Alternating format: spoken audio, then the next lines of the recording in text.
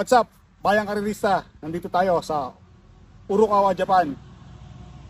Interview natin si RM Mamukod. They come up towards the home turn. No change with the leader. This one is flaming hard. The one to catch up. This time letting the field by about 3. Sunny Gaisari outside. Moving up by the row. Blue Chicken Chiclet. And leading the finish line. The program ender. Flaming hard. Coming in second. Blue Chick. Lord Brian close. Saint Emilion going the Saints on the outside, running by with his Saint Alex as they come up towards the home turn. Going the Saints on the outside, followed by Saint Emilion. Naman coming back. Saint Alex is running by the wheel. Is Saint Emilion join the Saints. Saint Alex, Saint Emilion takes the lead. Join the Saints on the outside. And still Saint Emilion. Iron Hammer the outside, is Iron Hammer the outside, Gunpowder, one bar is Diamond last year, Gunpowder, Iron Hammer the outside, Iron Hammer the outside, Gunpowder, still Iron Hammer leads by a half length, heading the finish line is Iron Hammer, Gunpowder, we are top Diamond last year, Regan, bati ka muna sa Bayang Karirista. Binabati ko kayo lahat ng Bayang Karirista. Kamusta kayo lahat? Regan, siyempre, pamilya mo, mamukod ka eh. Siyempre, ibig sabihin, batang karera ka. Oo. Paano nagsimula ang mga mamukod sa karera? Ang pagkakaalam ko, nagsimula yan sa lolo ko. Kay Lolo Manin. Tapos kay Entoy. Tapos nagbalak ako lahat kasi ng trabaho pinasok ko eh.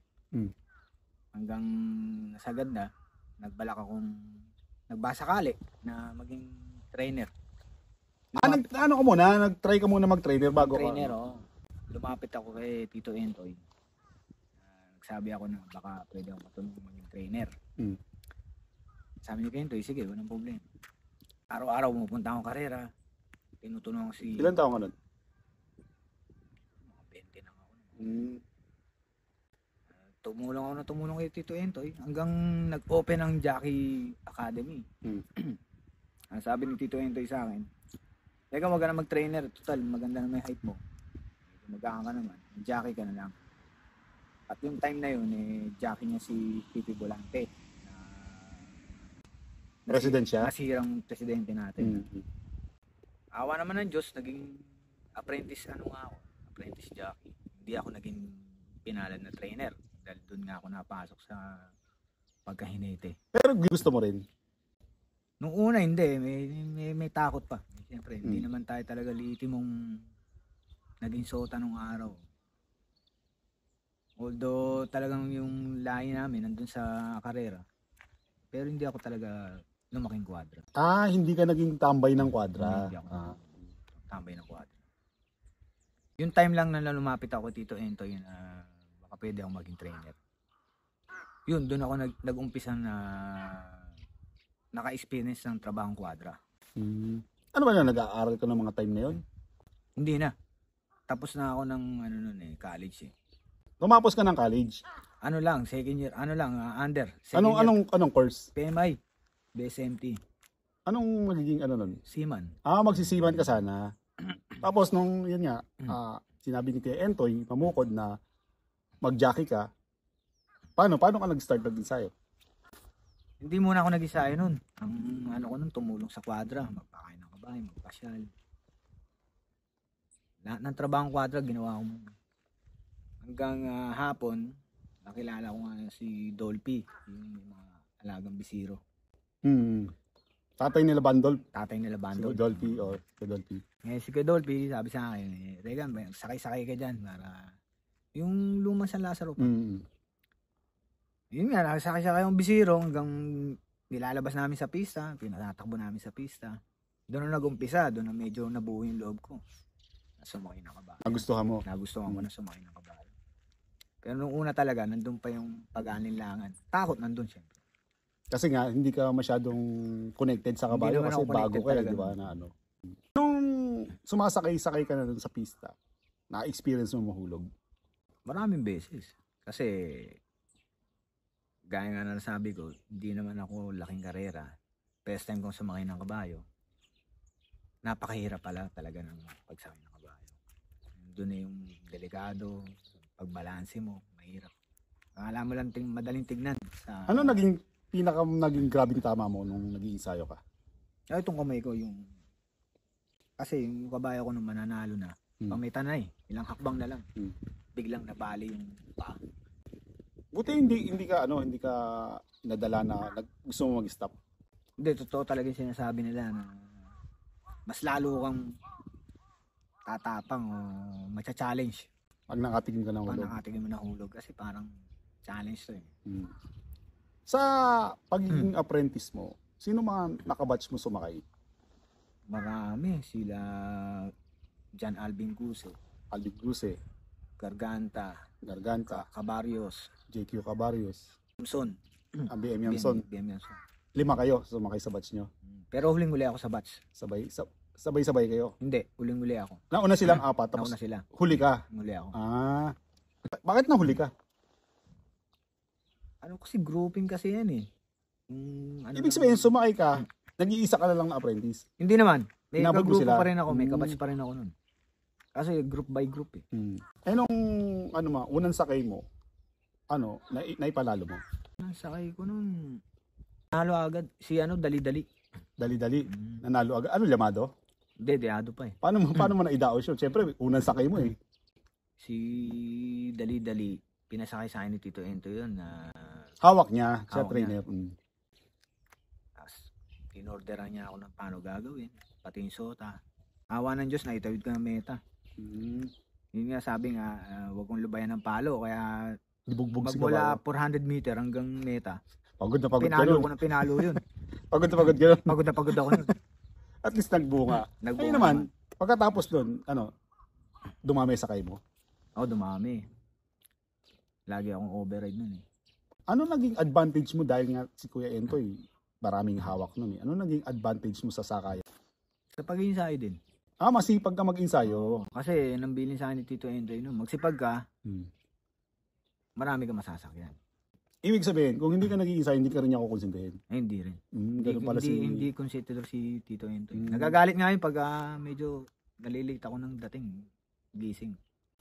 Ngayon, nung apprentice mo, di ba, -4 kayo. Napakinabangan mo pa talaga yung pagiging ng -4? Napakinabangan ko yung -4. Pero hindi ako sumakay ng 48. Hindi mo kaya? Hindi ko. Kasi ang katawan ko ng 46. Gamit pa?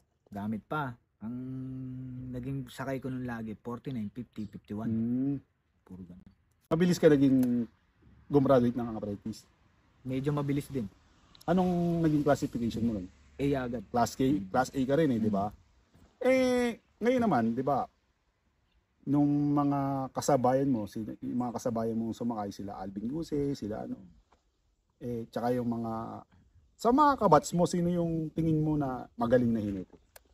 Sa kabats mo lang? Sa kabats ko, masasabi ko, pare-pare sa magagaling. Pero para sa akin lamang si John Alvin Guse. Dahil hindi rin napapagod yun, no? Hindi rin talaga. Talagang, tawagin ko nga yung kalabaw. Hindi napapagod yun, di ba? Talunin eh. Galaw ng galaw. Lalo na pag naglaban kayo isa nun. Oo. Hindi na uubusan ng power, no?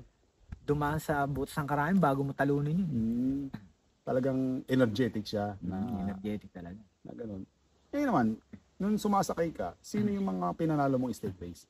Sa stake race, wala namang gano'n sa stake race eh. Puro trophy race eh. Sa trophy race, Copperdew. Di ba pinanalo ka? 3 years.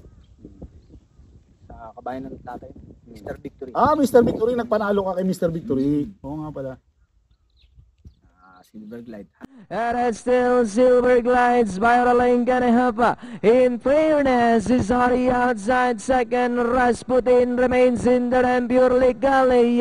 But it's still Silver Glides by Ralenganehapa. In fairness, is still on the outside second. Rasputin in third and purely galley. Upstake come down at the last 150. And it's still Silver Glides and on the outside is In Fairness. In fairness, Silver Glides is down on the inside, but it's still Silver Glides. In fairness, opted to run down on the inside, but it's still Silver Glides followed by In Fairness, and finally Silver Glides in fairness. Mas karamihan, puro trophy race. Mm. Minsan nakasakay akong presidential, stencil strength. Hindi naman kasi nagkaroon ng diferensya. Kaya ano yun eh, di ba? John Sibilia. Kay Boss John Ninong Sibilia. Sino naman yung mga yung naging paborito mong kabayo na tingin mo talking horse sa'yo? Paborito ko talaga si Master. Si Master. Ang haba rin ng naging career ni si Master eh, no? Si Master. Hanggang Yun ang tumanda kabayo. yun eh, talagang antibay eh, no? Ang hirap. Kasi may busy sa aparato yun. Eh pag hindi mo siya gamit talaga sa aparato, hindi mo siya basta mapapalarga. Kasi may tulin yung kabayo. Pag hindi mo siya gamit sa aparato, either na babaliktad kayo o hindi ka mau. Nasubukan mong masuspindi. Maraming beses. Pinakamabigat na suspension mo. Pinakamabigat ko na 3 buwan. Ano, kasalanan mo talaga? Hindi naman uldo kasalanan kasi kasi may kabayo tayo na niisay na kala mo pilay. Pag tumakbo, diretso. Tapos balikan, pagtapos ng karera, pilay na naman. Siyempre, si kabayo, pag pinatatakbo mo, lalo na't karera, oras ng karera, napapakiramdam mo parang pilay. Siyempre, nandun yung parang aawatin mo. Safety, diba? Safety ka, siyempre, hirap mahuli. Mahirap, sobrang tapang. Ayun, doon ako nasilip na ba't inaabot ko si kabayo. Saka ako nagpaliwanag sa steward na may naramdaman po akong hindi magandang reaksyon ng kabayo ko, kaya medyo nagbantitiyo ako sa ano. Awa naman ng Diyos, nalip naman ako kasi napatunayan naman talaga may history yung kabayo. O ngayon, di ba, yung mga panahon na yun, nasuspindi ka, gaano kahirap bumalik? Mahirap kasi walang Yung buwelo, di ba, parang pumapasok sa pangkabuhayan kasi hindi nakapasakay sa araw ng karera. Ang ginawa ko lang talaga na mag-ensayo para sakali makabalik ko uli ako sa karera. Meron akong naasahan ng mga masasakyan kasi ako nga nag-ensayo. So marami ka rin talagang sinakyan ng mga maraming kwadra. Sino ang pinaka-main na kwadra mo? Marami. Kasi napasakay ako kay unang-una na kay Sir Piping Kuwangko. Ang daming kabayo doon.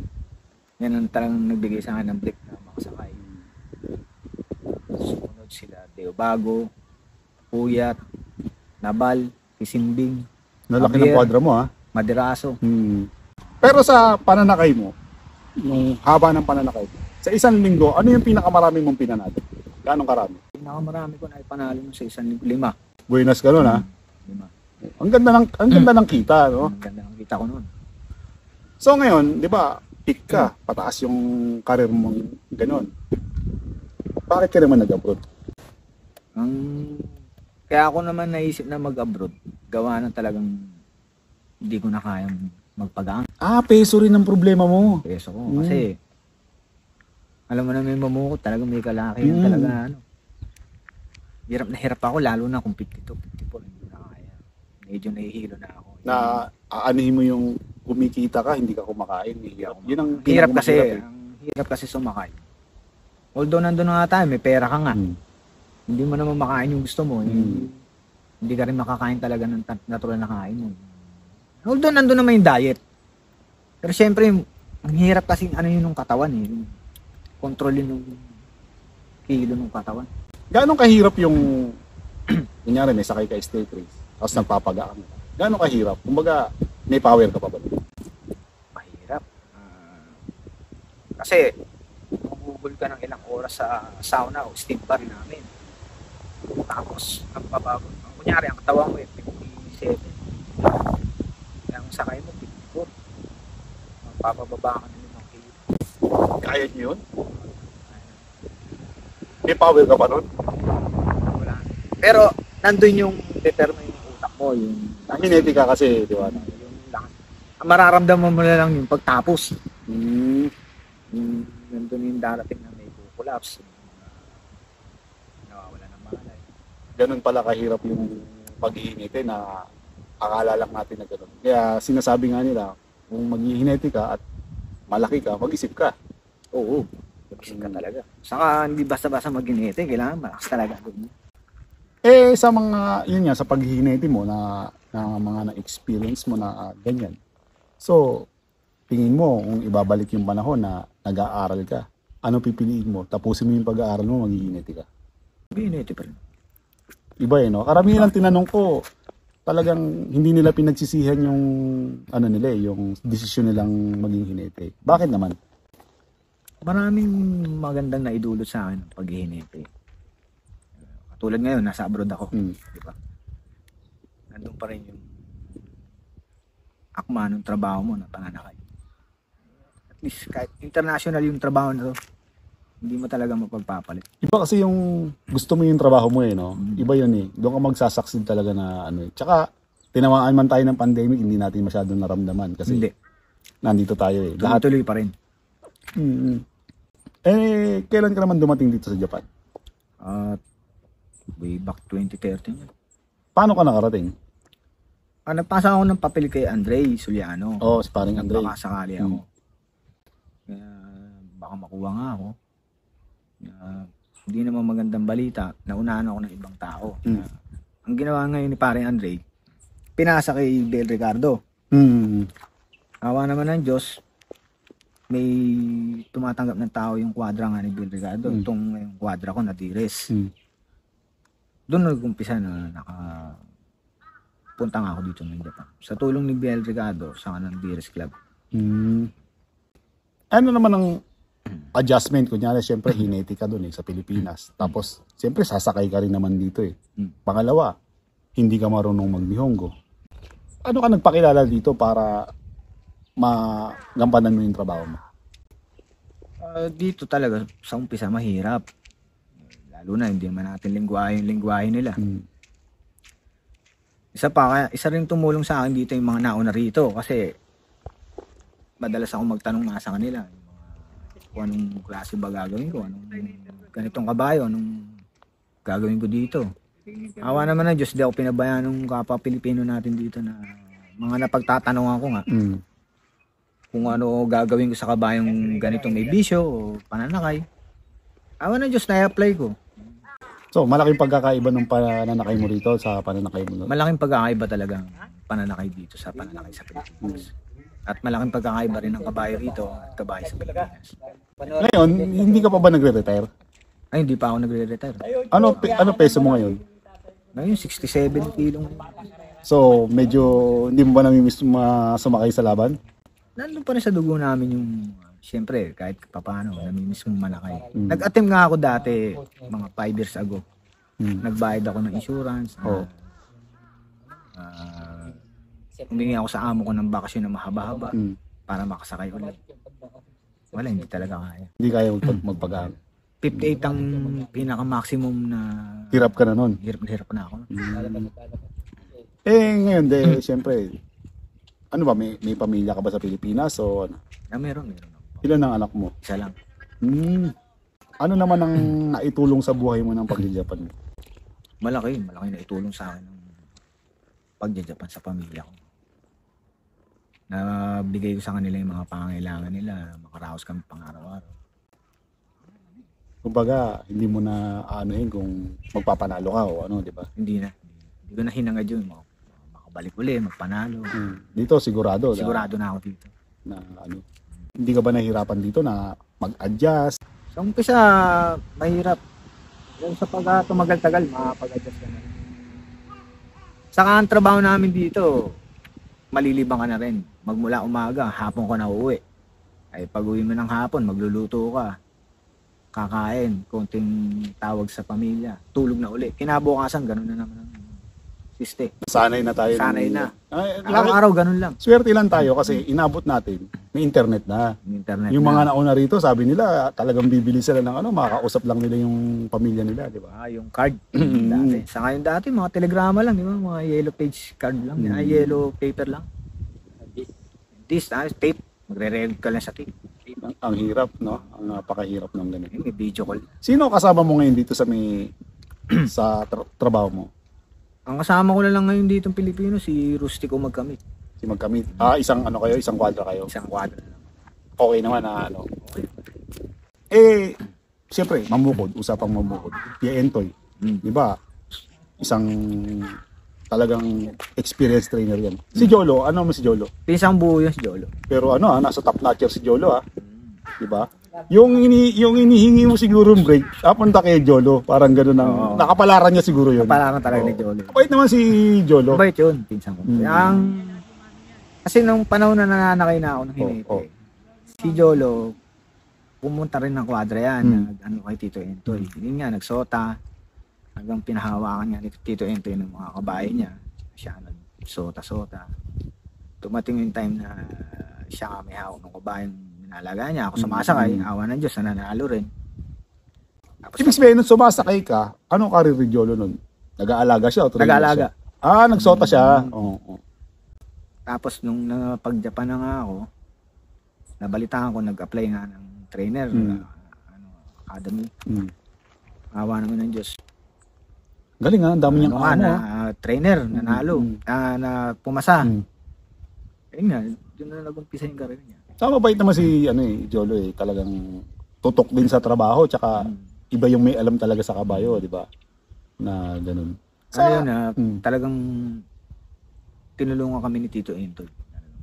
Kumbaga talagang si Kuya Entoy Mambukod, talagang malaking parte ng sa naging career niyo ngayon. Wala, kung hindi kami tinulungan ni Tito Entoy, wala Kamusta na ba si wala Kuya ako rin sa Entoy? Japan. Kamusta na ba ngayon si Kuya Entoy? Okay naman si Tito Entoy ngayon. Malakas. Okay na siya na Okay naman siya ngayon. Naka-recover na dun sa last accident niya. Ayun, marami rin naman natutulungan yan si Kuya Entoy. Dami na tutulungan. Ilang talaga nababanggit. Oo. Isa sa mga mapapait siya na nakakasama ko niya, nakakakwento. Sila Jolo, yung mga nyo. Yung artistang ano niyo yun? Ang pinsang buo ko rin yun. Anak ni Tito Entoy yun. Si Jacinto. Anak ba ni Kuya Entoy yun? Kaya pala, artistahin yung mga datingan nyo, mga tisoy. So, ayun. Kaya karamisan, hindi nyo naitatanong, yung isa sa mga kamag-anak nito, yun nga, yung artista na si Ini Jacinto. Pero yun. Sa haba ng panahon mo dito sa Japan, ilang taon ka na ba dito? 10 na. Ang bilis, ano? Hindi mo akalain, no? Hindi mo ba binalak kunin yung pamilya mo na manirahan sila rito, na makasama mo yung asawa mo? Binala ko rin, pero ang lang, wala naman kasi ako balak mag-stay dito na. Hindi mo akalain na tatagal ka? Hindi ko balak. Hindi ko inakala magtatagal ako ng ganong taon, 10 taon. Paano ka natuto mag-Nihongo? Hindi naman ako. Nakipag-usap ako sa mga Hapon. Ngayon, pagka hindi ko gaano maintindihan, tinatanong ko kung ano ibig sabihin ng lingwahe nila. Hanggang kinukorek naman nila, hanggang natutunan ko mag-Nihongo. So paano ka naman nagpakilala? Siyempre, di ba? Tayo nga, pumunta tayo dito. Nihongo Wakaranay tayo, wala tayong alam. Paano mo na ipakilala yung sarili mo? Sa umpisa talaga nagkakamali. Pero hindi ako nagsawang paulit-ulitin na magtanong kung ano ba yung ganun. Baga, kinaklaro ko agad kung ano ba yung sinabi nila na dapat gawin para maiwasan nga yung pagkakamali. Awa naman ng Diyos, tumagal ng tumagal, naiintindihan ko. Ngayon naman, balik tayo sa pananakay mo sa Pilipinas. Ano yung laban na hindi mo makakalimutan sa pananakay mo? Hindi ko makakalimutan, dalawa eh. Sino? Kasi yung si Copper Jew, Matulin nun. ano yan iniwan lang hinete. Ni? Hindi ko, Change Jackie ka? Kumbaga, yata. Parang, kay Jose Marie Franco. Tapos nilapit ni Ninong Johnny kay Boss Frank na ako nga Ikaw sumakay. sumakay. Kaya yung kabayan niyo, wala talaga akong knowledge kung sinong kabayan na matulin. Hindi mo na insayo? Hindi ko pa siya na-ensayo. Awa ng Diyos, naitawid ko nga namin. Nag-record pa yun sa... Ang galing nun. media. Napakagaling ng kabayo na yun.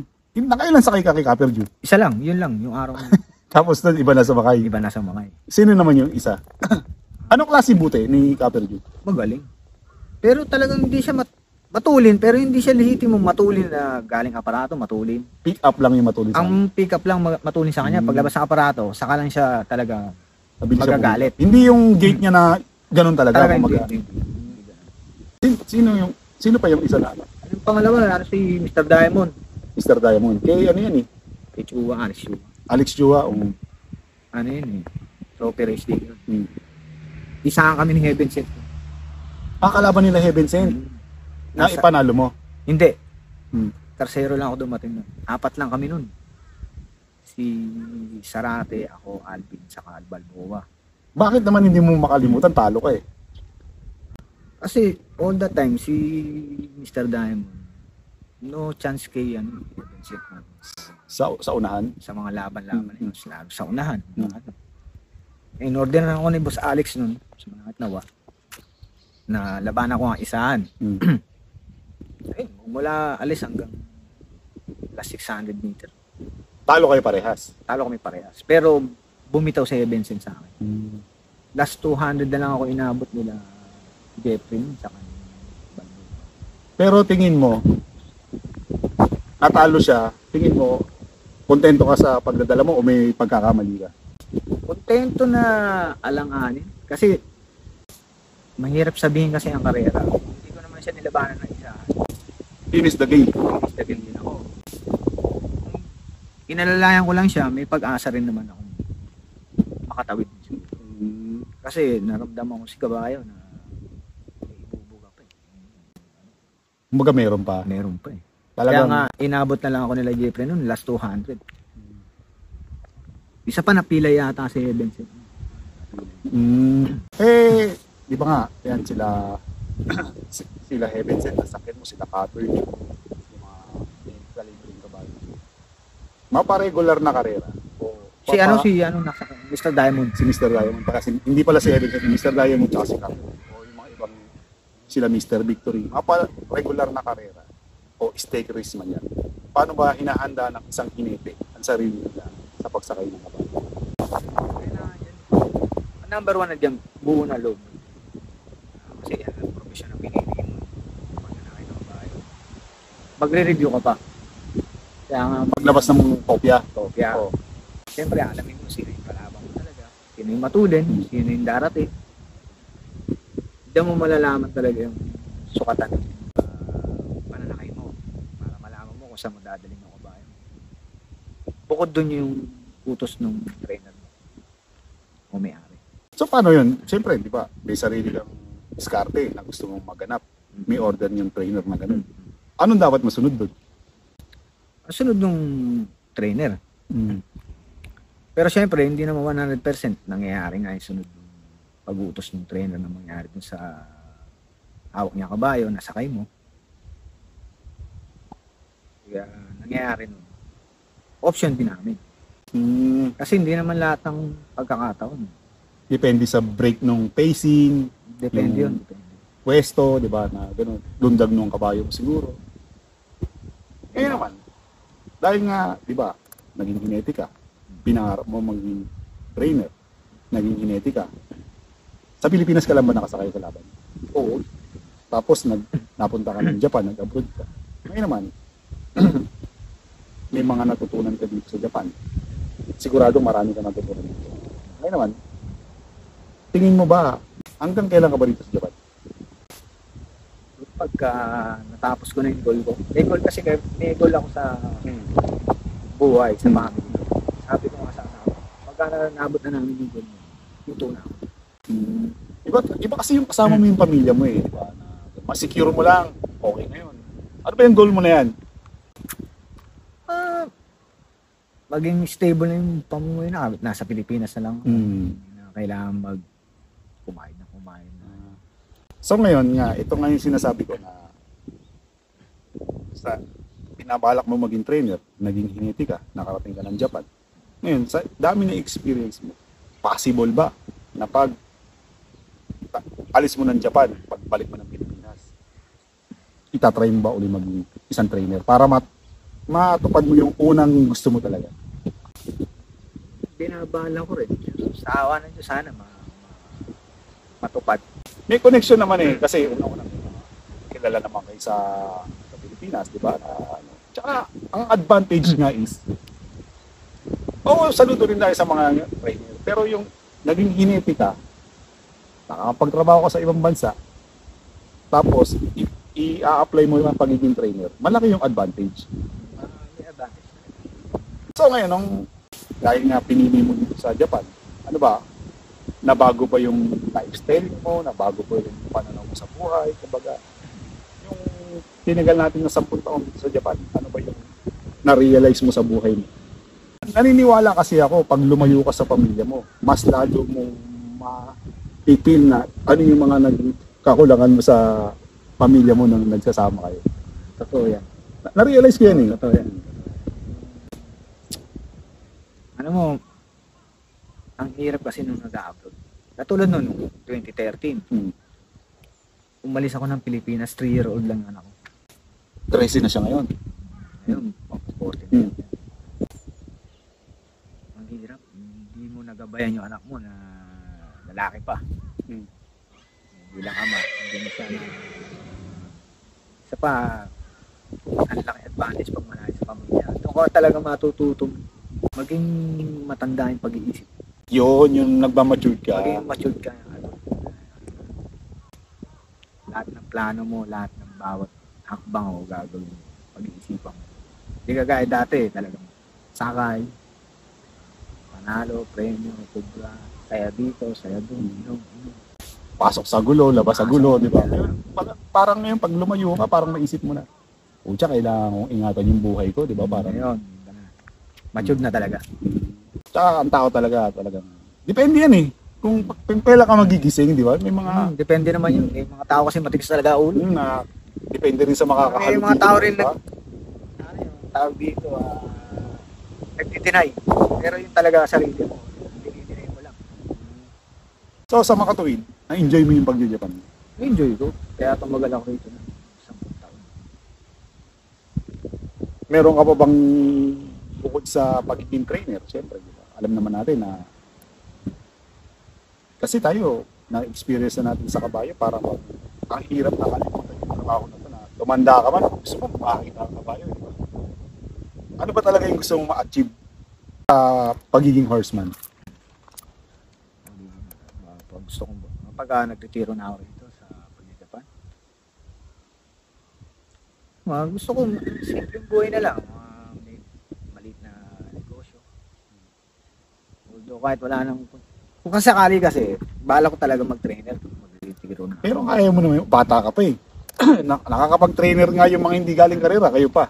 O, di Ang ba? ano ko lang, kung di naman papala rin, kaya lagi ako may option B. Lagi akong may A sa B. Kung di ako pala rin dun, meron ako B. May option B. Yan, maliit na negosyo. Simple lang, pero kumikita, kasama ko pa pamilya ko. Kasi pag nag-trainer ako, nandun na naman ako magmula umaga hanggang gabi. Magkikita kayo gabi. Kasi madaling araw pa lang, alis ka na, magpapainsayo ka kabayo, mag-check ka, hanggang doon na deklarasyon, gabi, hintay mo ka rin na. Yun ang advantage naman. Di ba naging assistant trainer ka ni Kuya Etoy? Gaano kahirap maging isang trainer? Kagaya niyan, trainer ka, magti-trainer ka. Ang trainer, alam ko, lang sweldo. Gaano kahirap yun? Kunyari, siyempre, gugugul ka ng kalahati ng araw sa isang araw ang nandun ka sa karera, tapos wala kang sweldo. Ako sa nakita ko kay Tito Entoy talaga, dedicated siya sa trabaho niya. Kumbaga, sa kanya ko nakita yung, doon siya na kumukuha ng lakas pang kabuhayan, pang suporta sa pamilya. Kaya never niya pinabayaan yung pag-insayo, papainsahin ng kabayo, pupunta rin madaling araw, alas 3:30. Naniwala ako dyan. Gabi na yun. Nakikita ko yan. Ang gabi na yun. Halos lahat naman ng trainer. Kasi pag di sila nagsipag ng mga ganung sitwasyon, wala, pwede kang maiwanan ng house owner. Pwede kang hindi magpanalo. Saan ka kukuha ngayon? Ang gastos, mga buhayin ng pamilya. Hindi, in short, hindi yun pa ganun ka dali mag-trainer kasi nga, unang-una, ang pagkakaalam ko, hindi ko lang alam kung sa lahat ng kwadra, walang sweldo ang trainer. Wala talaga. Umaasa lang yan sa Sa premium. premium. 9% ng kabayo. Grabe. 9% na. Oh, grabe, isipin mo, no? Ang laki ng obligasyon mo. Isang kwadra yung hawak mo. Tapos wala kang sweldo. Hindi lang natin alam kung Mahirap din ang trabaho ng trainer. Kasi napakahirap. kung ilang kabayo hawak mo, lahat yun chichikin mo. Tapos walang sweldo, di ba? Walang sweldo. Lahat yun chichikin mo kung ano kondisyon nun. Oo. Kung kumakain ba o hindi. Kung sino yung malakas kumain. Kung sino yung nasa sa deklarasyon hanggang sa Deklarasyon pagpapalakad ng kwadra, yung pagpili ng sota, Mahirap. pagtingin ng pinay ng kabayo, tapos walang sweldo. Yun na pinagtataka ko bakit walang sweldo yung trailer, di ba? Talagang kumikita lang sila sa porsyento. Pero yung jockey may sweldo. Wala din. Wala rin, isipin Yung mo ibang pa. kwadra, Hmm. conforme sa kwadra mapupunta mo kung yung host owner. Ensayo, may sweldo. Pero, iba wala. Ako, dati ako may sweldo ko kay certificate. Sa, bilang isang kinete. Hindi ba? Senador. Shedder pa lang ako nun. Per kabayo dun di ba? So ngayon naman, dahil nga nasubukan mo yung, sabi mo hindi ka laking karera, hindi ka laking kwan, nasubukan mo magtrabaho sa kabayo, ngayon tumagal ka sa kabayo. Kung babalik mo yung panahon, gugustuhin mo bang maging batang karera ulit? Ito pa rin, Yung pagsisipag Karera mo pa o rin. karera? hindi, karera pa. Iba no? Bibitawan ko ito. Iba pa rin yan. Talaga. Buhay, karera ka ba? Tsaka dito, naniniwala ko dito, abot mo yung mga tao yung mga may-ari ng kabayo bumababa para maabot yung mga, di ba? Doon nga ako bilib. Lahat. Kasi lahat ng ma-influensyang tao nasa karera. Oo. Diyan mo makakaharap Lahat sila. nandyan. Kahit anong presidente, makakaharap mo. Samantalang bago mo makausap yun, appointment, iba yung ano mo, di ba? Pero kami hindi. Oo. Talagang actual usapan. Talagang hinahanap tayo, di ba, na ganun. Yung kagandahan ng batang karera ka. Isa pa nga, natira ka sa ibang lugar, kagaya nga ng sinasabi ko, sa karera, yung 200 piso, kaya mong hingin sa tao Sa ibang lugar, hihingi kaya natin. Di ba? Sa karera, lahat ng klase. Magputong doon. Marunong ka lang makisama. Marunong na makisama. Kahit nga yung kenkoy doon, nagulat ka, di ba? Ako anong araw nung nag-umpisa pa lang ako mag-karera. Ang kinakain namin sa kwadra, talbos. Talbos ng kamote. Sardinas. Yun lang. ang kinakain. Steak ako nung- Inabot mo yun, yung gano'n? Akala, syempre, hindi naman, syempre, mamukod kayo. Ang taas nung tingin namin kasi nga, syempre, Kuya Entoy, kilala mo, Kumbaga, dinanas nyo rin pala yung mga gano'n. Ganun kasimple si Kuya Entoy. Oh, Si Tito Entoy, Hmm. ganun kasimple yung tao. Talbos ng kamote, sardinas, Lucky Me. Kinakain namin nun. Si Tito Entoy. Hindi yung mapihikan sa pagkain. Tsaka yun ano naman ang maipapayo mo sa mga gustong pasukin yung paghihinete, buhay karera? Ipapayo ko lang sa mga gustong pumasok bilang hinete. Sa henerasyon ngayon, unang-una, handa nyo yung pag-iisip sa kalooban nyo. Kasi hindi basta-basta pumasok bilang hinete. Kailangan bulo mo dyan. Malakas ang pangangatawan mo. Pag-iisip. Kasi pag may na pag-iisip mo, kalooban mo, madali kang susukuan ng pinapasok mo sa kanila. Kailangan Nung nag-uumpisa kang maging, alam mo ba, nagagalit ka? hindi. Actually nga, maraming ang basher doon. Oh. Isa pa lang ako.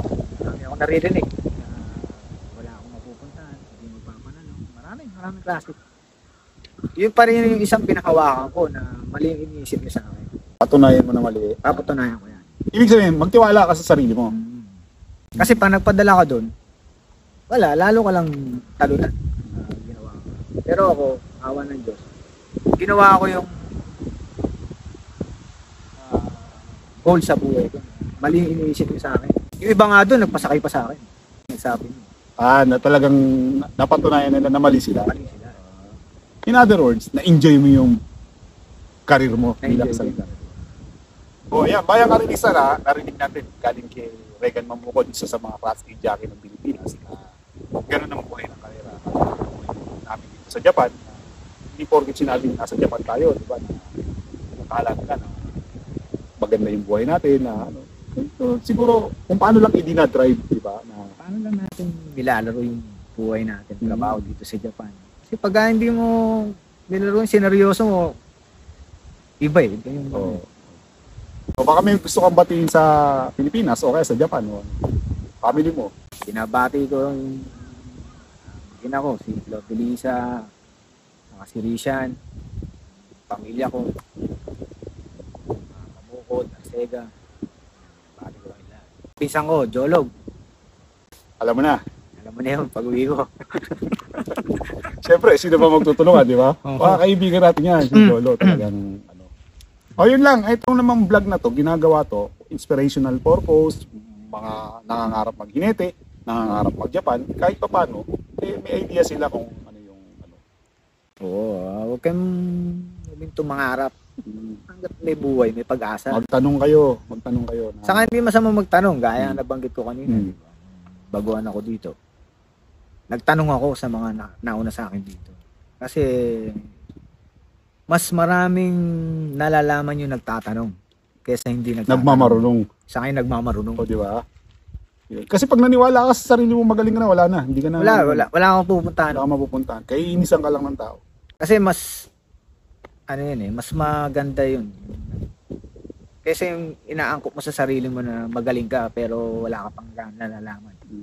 Mas marami talaga yung nalalaman yung nagtatanong. Hindi humingi Kasi sa nadadagdagan ng kaalaman yung hindi na makababaan ng Oo, yun eh, oo. ng pagkalalaki mo o pagka-jockey mo, profession mo o ano. Ano yun eh, knowledge yun eh. Para mas lumawak yung knowledge mo eh. Maano mo yung ano. Yun lang, tsaka syempre, kagaya nga ng sinasabi natin sa karera, kung gusto nyo pasukin, alagaan nyo lang yung pangalan nyo. Darating yung panahon talagang break na darating sa inyo. Wala mo, di ba? Totoo yan, totoo yan. Hindi nga natin alam makakapag-Japan tayo eh. Ako, di ko may inisip Diba? makapag-Japan ako. O, di ba? Yun lang. Hanggang dito na lang. Bayang Karirisa. Maraming salamat sa iyo. Regan Mamukod. Sana Salamat din. Gusto na.